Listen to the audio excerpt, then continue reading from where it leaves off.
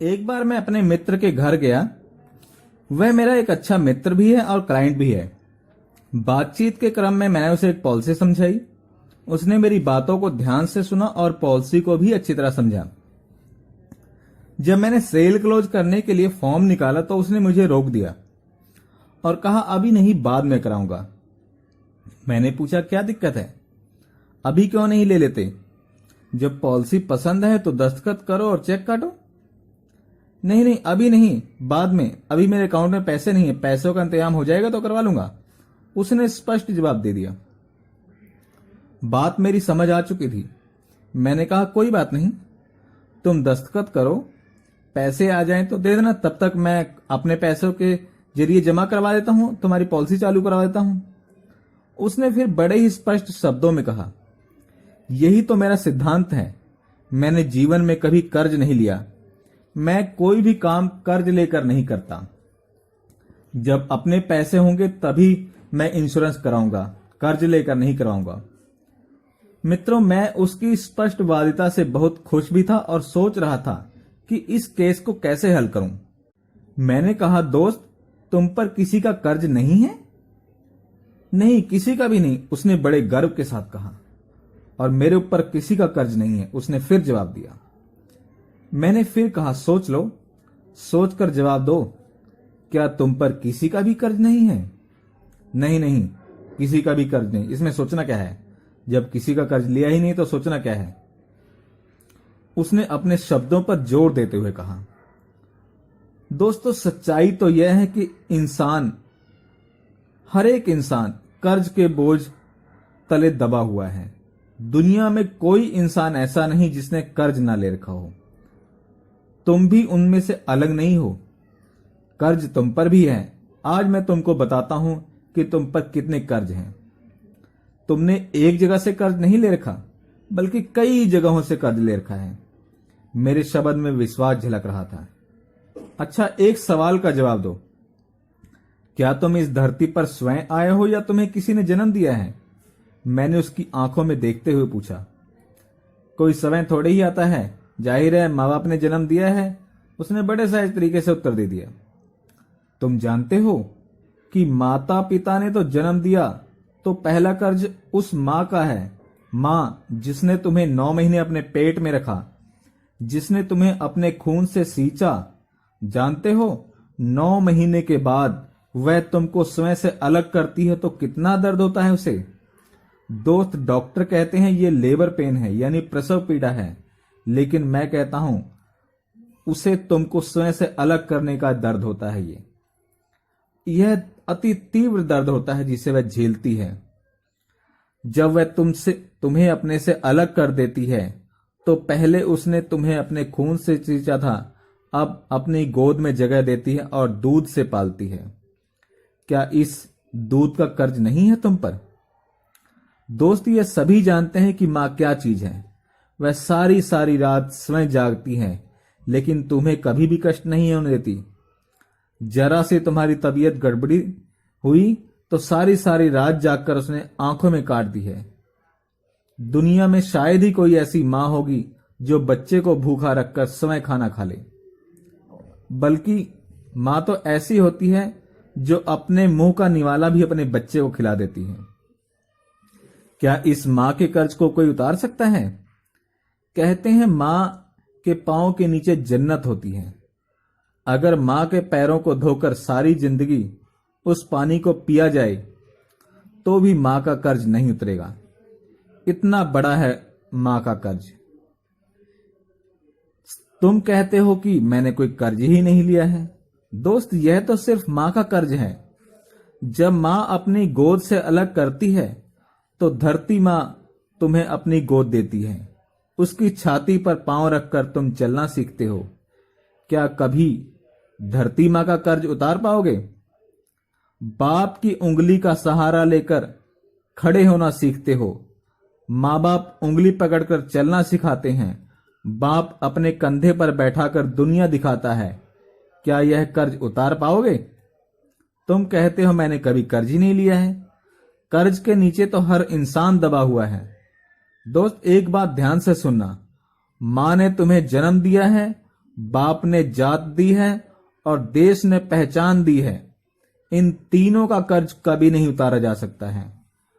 अब बारी आती है समाज के कर्ज की। जब मां के गर्भ में पल रहे थे तो डॉक्टर ने सही सलामत तुम्हें बाहर निकाला। क्या उस डॉक्टर का कर्ज नहीं है? एक शिक्षक ने तुम्हें पढ़ा लिखा कर इंसान बनाया। क्या उस शिक्षक का कर्ज कभी उतार पाओगे?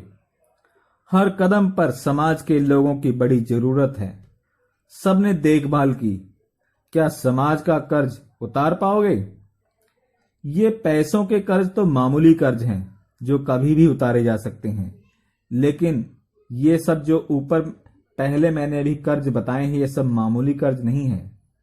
मित्रों, मेरा मानना है कि इन कर्जों को हम उतार तो नहीं सकते, लेकिन कम जरूर कर सकते हैं।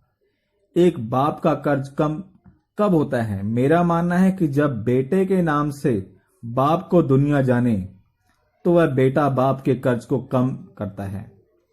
उसी तरह जब मेरे नाम से मेरे गांव को दुनिया जानेगी तो मैं गांव का कर्ज उतार पाऊंगा, और जब मेरे नाम से मेरे देश को दुनिया जानेगी तो मैं इस देश का कर्ज उतार पाऊंगा।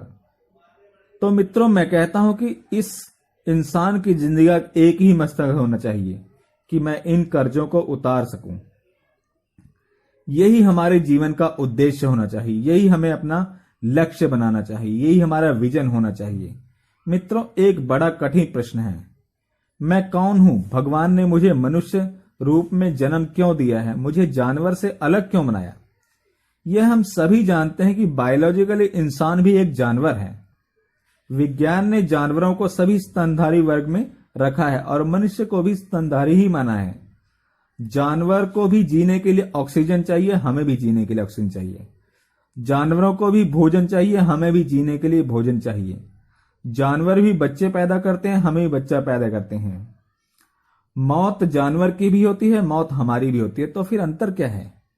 सिर्फ एक ही अंतर है, भगवान ने हमें सोचने समझने की शक्ति दी है, विवेक और ज्ञान दिया है, जो शायद जानवर के पास नहीं है, यह है तो नाम मात्र। मित्रों, अगर हम इस शक्ति और विवेक और ज्ञान के रहते हुए भी इसका इस्तेमाल नहीं करते तो हम कौन हैं? यह जवाब मैं अपने मुंह से नहीं देना चाहता, यह स्वयं सोचने की बात है। अगर हम जीवन के बारे में सोचें तो ये जरूर सोचें कि मेरे जीवन का उद्देश्य क्या है, हमें जाना कहाँ है, हमें करना क्या है, हमारी मंजिल क्या है। मैं इस धरती पर आया हूं तो ये कर्ज कैसे उतारूं? माँ बाप के नाम को रोशन कैसे करूं? देश और समाज का नाम ऊंचा कैसे करूं? मैं ऐसा क्या करूं कि मेरी एक अलग पहचान बन जाए? मेरा यह मानना है कि हमने जिस व्यवसाय को भी चुना है उसकी ऊंचाइयों तक पहुंचे। व्यवसाय कोई भी छोटा बड़ा नहीं होता, हर व्यवसाय महत्वपूर्ण है, हर व्यक्ति का अपना अपना महत्व होता है। मैं तो कहता हूं ये दुनिया ही एक मंच है जहां हम सभी नाटक के कलाकार हैं और हमें अलग अलग रोल दिए गए हैं। महत्व उस रोल के नेचर का नहीं है, बल्कि कलाकार की कलाकारी का है।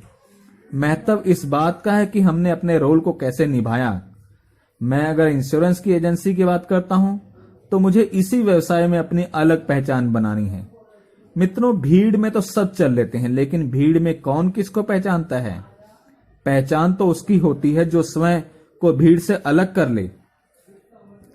किसी के बनाए पांव के निशान पर चलना और स्वयं के पांव के निशान छोड़ जाना, जिस पर दूसरे चले, दोनों में फर्क है।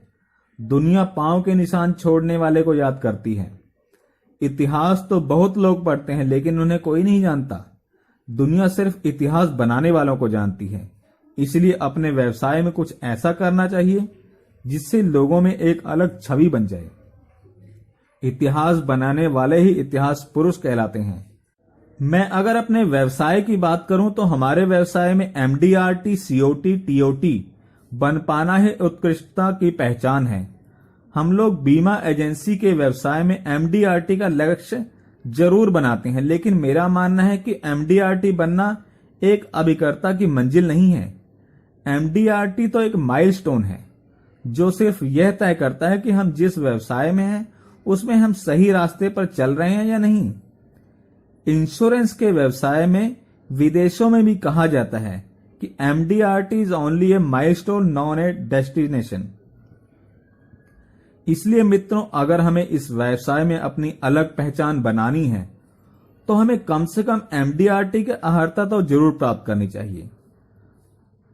अब मैं आपसे अगली वीडियो में दोस्तों चर्चा करूंगा कि वे कौन कौन से गुण हैं जिनको हमें अपने जीवन में अपनाना चाहिए और अपनाकर हम ये सब कुछ पा सकते हैं। तो मिलेंगे जल्दी ही एक अगली वीडियो में कुछ और जानकारियों के साथ। तब तक के लिए मित्रों धन्यवाद। जय हिंद।